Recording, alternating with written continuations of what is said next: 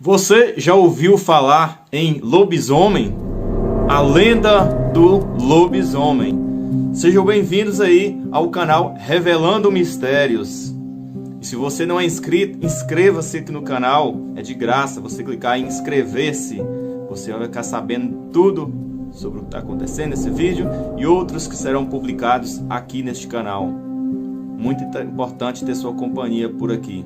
Então inscreva-se, ative o sininho para que você receba todas as notificações. Vamos lá então. A lenda do lobisomem, ela é conhecida praticamente no mundo todo. Ela o define como um ser, parte homem, parte lobo, que foi amaldiçoado com a licantropia, que é o ato de transformar-se em quê? Em lobo. Então, aquele que é amaldiçoado transforma-se no lobisomem. Nas noites, quando que ele transforma então? Nas noites de lua cheia. E algumas variações da lenda falam que a licantropia foi resultado de um pacto de um homem com o diabo. Uma vez transformado em lobisomem, a pessoa parte freneticamente então à procura de vítimas, então para quê? Para matá-las. Então a cultura popular moderna alastrou a ideia de que o lobisomem é vulnerável somente à bala de prata ou a objetos cortantes feitos também de prata. Assim, a única forma de matá-lo seria por meio de objetos feitos de metal, Então, a cultura popular moderna também espalhou que a maldição do lobisomem ela pode ser transmitida hereditariamente. O que é isso? Isto é, de pai para filho. E que aqueles que são mordidos por ele e sobrevivem, então, eles transformam-se também em lobisomens pouco tempo depois. Então, e de onde que surgiu então aí essa questão aí dessa lenda do lobisomem, pessoal? De onde surgiu isso? E sua origem está na Grécia Antiga. E existem diferentes versões aí na tradição grega. Então, mais um dos relatos daí fala que um rei chamado Licão, que reinou uma região chamada Arcádia e foi punido por Zeus após tentar matá-lo. Isso aconteceu porque Licão era conhecido por realizar o sacrifício de humanos viajantes que visitavam seus domínios. Então Zeus, o que ele fez? Ele disfarçou-se de viajante, dirigiu-se a Arcádia e foi recebido por Licão em um jantar. Ele foi recebido então por Licão num jantar. Esse que planejava então matá-lo em seguida. Então o rei da Arcádia ofereceu carne humana para quem? Para Zeus, logo para Zeus, que enfurecido ele puniu transformando-o em lobo para sempre. Então a origem grega do lobisomem inclusive deu nome à lenda, pois esse ser também é conhecido como licantropo, tendo licos o significado lobo e antropos de homem em tradução livre, E por fim, existem alguns estudos aí que apontam que o lobo era um animal que recebia o culto na antiguidade. E esse culto e a lenda acabou sendo transmitida para Roma. E em Roma, então, além de ter existido um culto ao lobo por meio de uma festa chamada Lupercalia, a festa dos lobos, existia também a história de um homem que se transformava em lobo. E lá, esse era chamado de Versipélio. Então, essa diferença aí de cada local.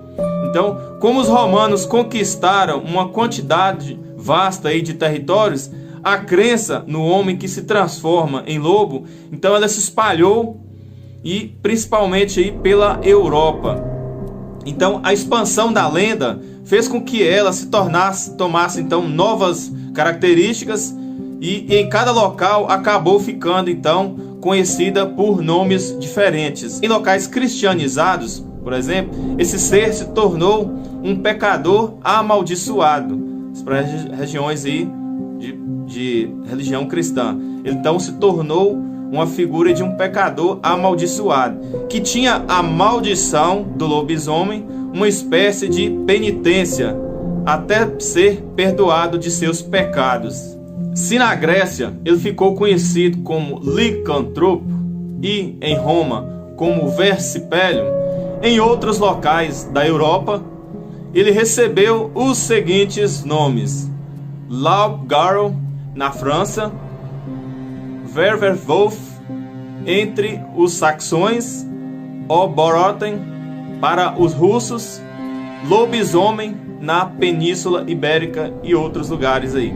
Então, até mesmo na África e na Ásia, a lenda do lobisomem ficou conhecida, embora possua características diferentes nesses continentes.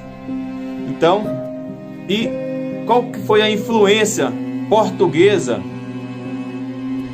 A influência portuguesa, então, aí na lenda do lobisomem. Naturalmente, a lenda do lobisomem, ela chegou ao Brasil por meio dos portugueses durante o período em que esses colonizavam o Brasil. Então, em nosso país, a lenda chegou e assumiu diferentes características em cada região do país. Então, em Portugal, acreditava-se que o lobisomem era um homem muito magro, com orelhas compridas e nariz avantajado. Falava-se que ele poderia ser um homem amaldiçoado por ser predestinado à maldição, bem como esta poderia ser uma penitência de pecados cometidos. Então, havia também uma relação da lenda com o aspecto moral, pois acreditava-se que o filho nascido de um incesto seria um lobisomem. No caso da predestinação, acreditava-se que o primeiro filho, homem, nascido depois do nascimento de 7 filhas, seria o quê? Um lobisomem. Uma vez transformado nisso, o ser partiria à procura de cemitérios e de pessoas para alimentar-se. Em Portugal, o lobisomem também poderia ser conhecido como corredor ou tardo. E lá chegavam a acreditar que mulheres também poderiam transformar-se nesse ser, sendo chamadas de peeira ou lobeiras. E a questão do lobisomem no Brasil. Aqui no Brasil, como mencionamos, a lenda do lobisomem chegou por meio dos portugueses. E alguns estudos realizados, eles concluíram que não existia uma lenda desse tipo entre os povos indígenas. Então, quando os portugueses chegaram aqui, não havia essa lenda entre os indígenas.